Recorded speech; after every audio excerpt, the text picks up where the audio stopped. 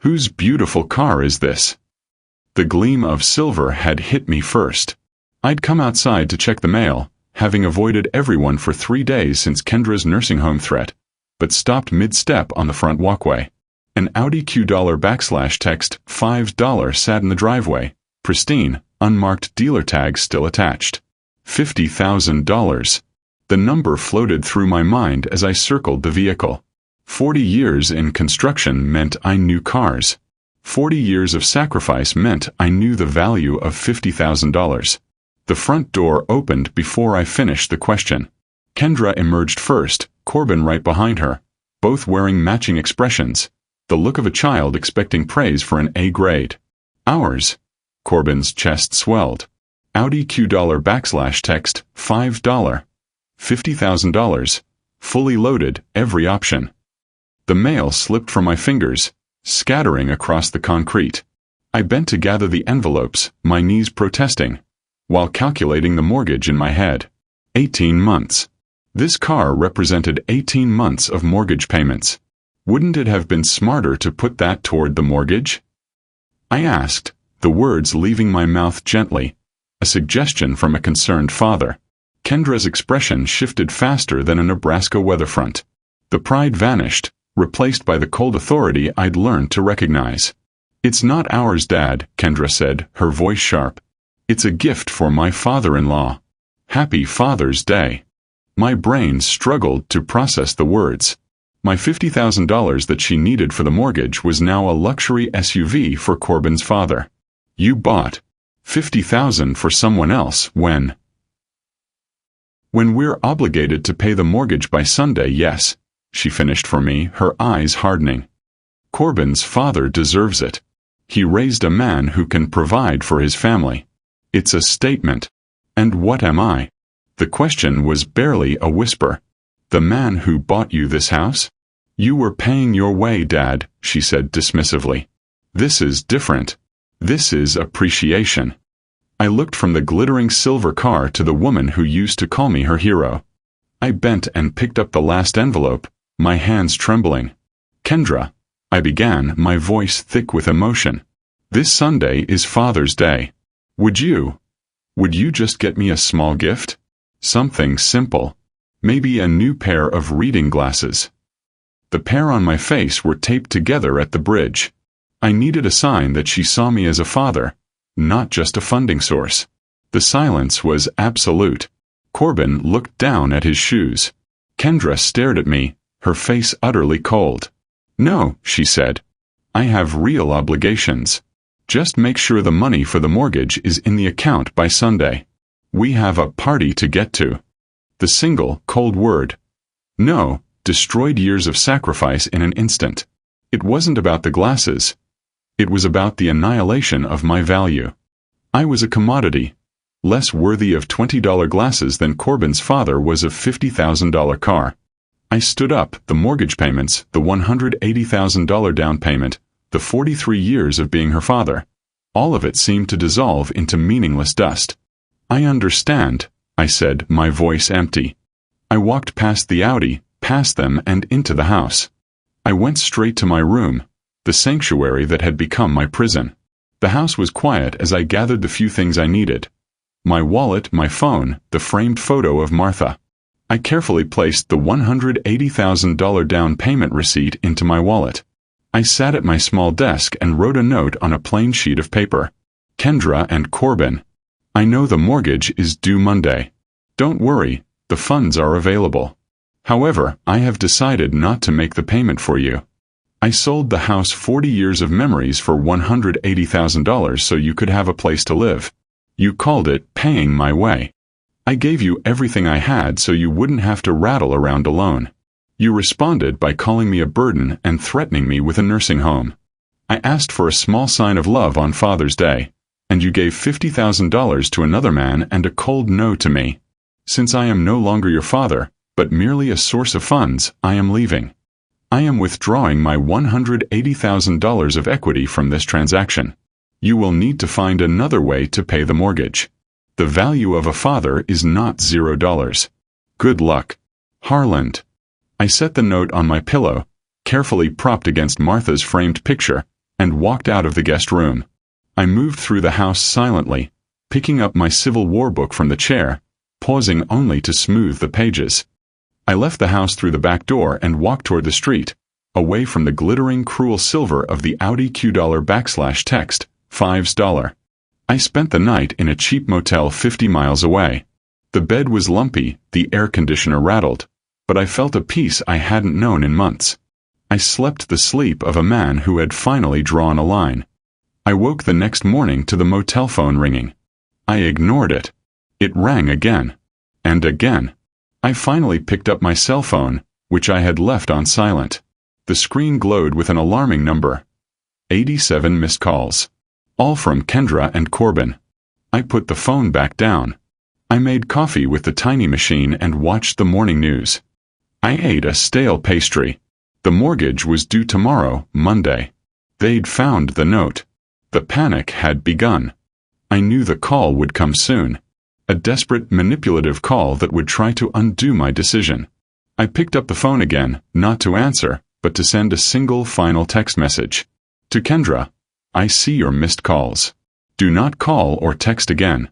I have transferred the $180,000 to a new, protected account. You have 24 hours to secure your mortgage payment before the deadline. I then blocked both of their numbers. I turned off the phone and finished my coffee, waiting for the peace to fully settle in. I had lost a daughter, but I had saved myself. Dad, don't interfere in our business. Kendra's voice carried the sharp edge of a woman who'd made her decision and wouldn't tolerate questions. Corbin's arm draped possessively over her shoulders, a united front against the old man who dared to suggest fiscal responsibility. I'm not interfering, I straightened slowly, holding the scattered mail against my chest like armor. I'm just concerned about. About what? Corbin stepped forward. We're adults, Harland. We can handle our own finances. Their finances, built on the foundation of my house sale and monthly mortgage contributions. I took a step backward.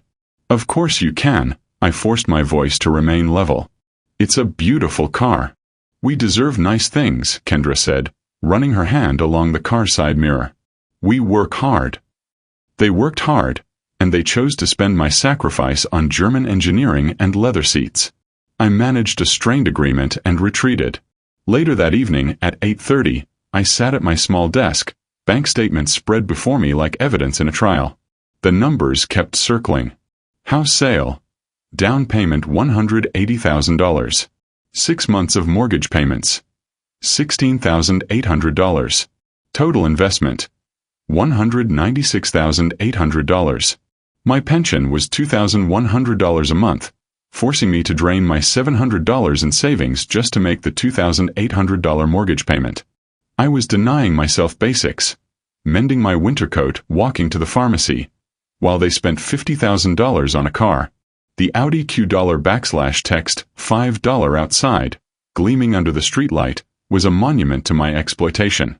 They'd even made me sell my own car to make room for their luxury vehicle. The ultimate betrayal wasn't the theft of my money, but the theft of my self-worth. They felt entitled to my money and dismissive of my presence. The realization was a cold blanket. I had transformed from their father into their personal bank. Sunday morning, Father's Day, I dressed carefully, hoping for a shred of warmth. At the top of the stairs, I heard Kendra's voice, animated and bright on the phone. Leland, happy Father's Day. Her enthusiasm hit me like a physical force. Come over tonight for a special dinner. Your favorite pot roast and that chocolate cake you love. I descended the stairs. Anticipation building. My turn now. Kendra turned and saw me. She gave me the same indifferent, perfunctory nod she gave me every morning. Good morning. No mention of the holiday. No warmth. She moved past me, focused entirely on preparing the celebration for Leland, Corbin's father. Standing there with my empty coffee mug, I understood. In this house, there was only room for one father to be celebrated, and it wasn't me. Evening arrived with Leland and Marlene, Corbin's parents. I watched Kendra transform into the perfect hostess. Warm, gracious, and genuinely affectionate toward them. Leland and Marlene, in turn, treated me with respect and kindness, asking about my health and my book. The dining room table was set with the good china. My place setting was at the far end, present, but clearly supplemental. Throughout the dinner, Kendra maintained her flawless performance, laughing at Leland's stories and ensuring every detail was perfect. The pot roast was exceptional. As we finished, Kendra rose, her smile theatrical. "Before dessert," she announced, lifting a champagne glass, "we have a special surprise." Every eye focused on her. She savored the moment, then declared, "Happy Father's Day, Leland. Here are the keys to your new car." The Audi keys hit the table with a metallic clink. $50,000 in German engineering, presented with theatrical generosity. Leland and Marlene were genuinely shocked. "Kendra, this is too much. We can't accept this." "Nonsense," Kendra insisted. "You've been like real parents to me. You deserve something special." Corbin leaned forward, beaming with pride. Then, as the magnitude of their gift settled over the room, she added casually, almost as an afterthought, "Oh, and Dad, the mortgage needs to be paid by Sunday." Kendra's tone shifted to business casual, the way she might remind someone about a dental appointment. The words hung in the air between the champagne glasses and flower arrangements. A $50,000 gift followed immediately by a mortgage payment reminder. The juxtaposition was designed for maximum cruelty. I set down my fork carefully, meeting my daughter's eyes across the festive table. "Don't I deserve even a small gift?" The question, quiet but heavy, carried months of accumulated hurt. 4 pairs of eyes turned toward me. "No." One word, delivered with the brutal finality of a gavel. No explanation, no softening. Just the clarity I had been seeking for months. Leland's fork froze. Marlene's glass trembled. Even Corbin shifted uncomfortably, recognizing a line crossed. I offered a careful, controlled smile, the smile of a man who'd finally received his verdict. "Of course not." I pushed back my chair slowly, each movement deliberate. "Excuse me." I walked toward my room, the hallway now a pathway to freedom. I heard the celebration resume behind me. Laughter, champagne corks, the sound of people who had already forgotten I existed. By 11:30, the house was silent. My family was sleeping off their evening of celebration and cruelty. I sat on my bed's edge, no longer listening to them, but making calculations. Engineers' calculations. I balanced investment against return, love against exploitation. The mathematics were simple. I'd given everything and received nothing. Time to recalculate. Midnight found me opening drawers with surgical precision. 2 suitcases were methodically packed with the essentials of a life. Passport, bank cards, and the silver-framed photo of Martha. I left behind the expensive, unworn watch Kendra had given me. The note required careful consideration. I settled on words that carried the weight of finality. "I'm gone. By the time you read this, I am stopping payment on your mortgage and changing my will. I'm tired of being your ATM. Harland."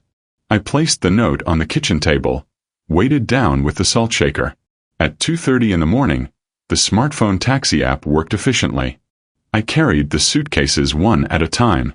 Each step through the hallway felt lighter, as if I were shedding weight I hadn't realized I'd been carrying. The front door closed behind me with a soft click that sounded like freedom. The taxi merged onto the highway, and I gave the driver the address of the Prairie Inn. For the first time in months, I had no idea what tomorrow would bring. For the first time in months, that felt like freedom. The Prairie Inn clerk barely looked up as I checked in. Room 127 smelled of industrial cleaner and possibility. I hung my clothes in the narrow closet with military precision. I slept without listening for footsteps in hallways that weren't mine. Monday morning brought 17 missed calls and 11 voicemails. The digital evidence of their panic cascaded across the screen. I listened to the first message. Kendra's voice stretched thin with disbelief, then turned the device off completely. My first order of business was downtown Omaha's legal district. "Are you certain about this decision, Mr. Whitaker?" Patricia Mitchell, my lawyer, asked. "Absolutely," I replied. She made her choice when she chose cruelty over kindness. The new will was simple. Martha's church, veteran organizations, and the local library. Kendra's name was nowhere in the 20-page document. The ink dried quickly, sealing decisions that should have been made months ago. 7 days of peaceful routine passed before they found me. Saturday afternoon, I was on my usual park bench, absorbed in an Eisenhower biography, when their desperate energy invaded my sanctuary. Kendra's Honda sat crooked in the parking space. She approached, her makeup streaking from tears. "Dad, I'm sorry. We were wrong. Please come home." I closed the book, marking my place with a receipt. "This isn't my home anymore, Kendra." I stood slowly. "Corbin," I corrected his frantic appeal. "You have a mortgage. I have my independence." The withdrawal of funding had shattered their assumptions. For months, they'd convinced themselves my support was obligation, permanent rather than conditional.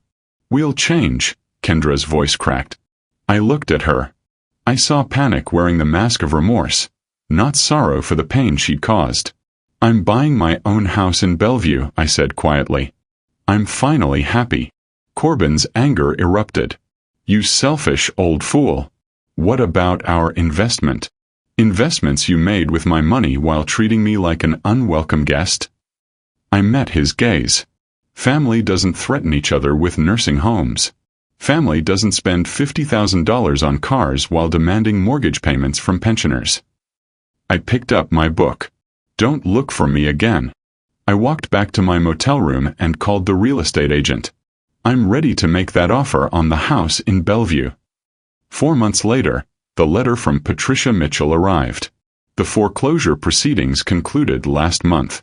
Your former residence was sold at auction. I thought you should know." I put the letter on my own kitchen table, in my new house. They had lost everything because they never learned the difference between earning and taking.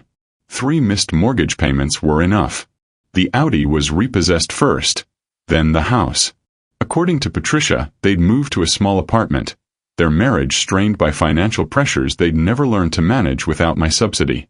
Leland and Marlene had kept the car, but offered no support to children who had squandered their grandfather's generosity.